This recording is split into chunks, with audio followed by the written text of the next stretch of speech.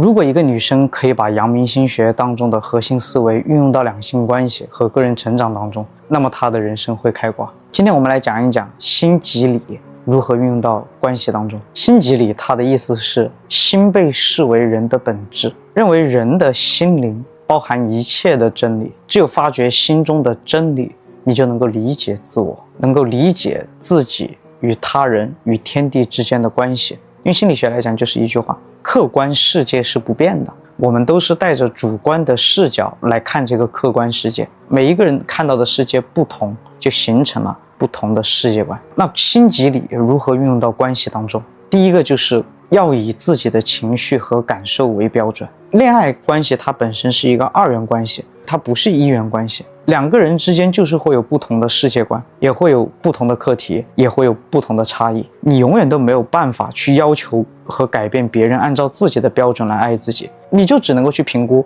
他做出的一系列的行为是否能够让你感受到快乐，是否能够让你感受到舒服。就比如说有的男生他就是天生偏回避性的性格，他遇到有的问题他就是不知道如何解决，所以他冷战。有可能他心里是爱你的，只是面对于这个具体的问题他不知道如何解决。我们不需要去给他去贴标签，什么回避型依恋等等，我只需要站在自己的立场上去想想，这样的相处模式是不是我喜欢的，这样的相处状态，这样的沟通方式是不是我能接受的，站在自己的感受和情绪层面去做筛选。第二就是不要随意篡改自己的感受。在关系当中很多东西它是经不起推敲的，也不需要去推敲。你背叛我，你冷暴力我，你漠视我，这些伤害是实实在在存在的，它就是实实在在对我造成了情绪上、精神上甚至于心理上的一些影响。伤害是既定的事实，我不需要再去推敲这个过程，为什么你会冷暴力我，为什么你要背叛我。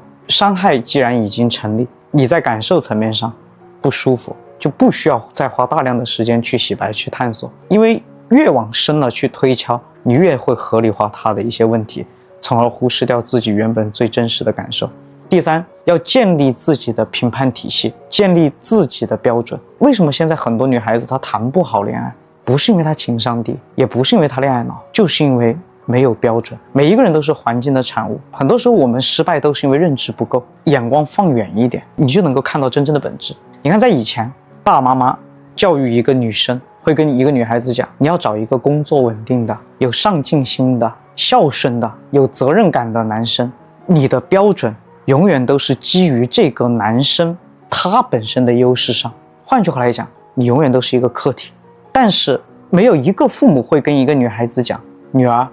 你觉得爸爸妈妈这样的相处模式是你喜欢的吗？你觉得相敬如宾的相处模式是幸福吗？你觉得欢喜冤家的相处模式幸福吗？父母从未教过我们如何去建立自己被爱的标准。而男生不同，以前父母对男生的教育是，你要找一个关心你的，你要找个贤惠的，你要找个懂事的，你要找个工作体面的。他们教育男生的方式是站在男人本身的利益立场上，被爱的立场上去告诉他应该找一个什么样的人。所以在这种文化的影响之下，男女它形成的一种差异性就是女生是看男生的优势硬件标准，从而忽视了自己内心到底想要什么样的爱情模式，没有讲过。而男生接收到的东西就是以自己的立场为导向去择偶。为什么我经常说我们要走进男生的世界里边，去看看男生接受的文化，去看看男生的思维模式跟自己有哪些差异。因为男生也是你的镜子，你能够去看到自己真正意义上要去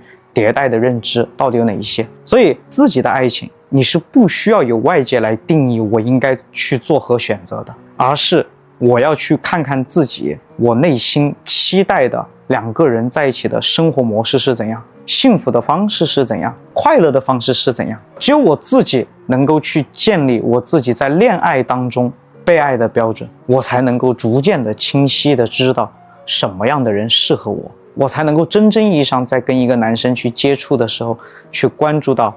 我们应该关注的东西，家庭文化属性啦，性格特质啦，生活习惯啦，等等等等，才真的能够去少走一些弯路。爱情它没有形状，所以它没有一个固定的标准。所以一个女生最重要的是通过不断的觉察，去慢慢的去塑造她想要的爱情的那个形状，那个样子，这个才是正解。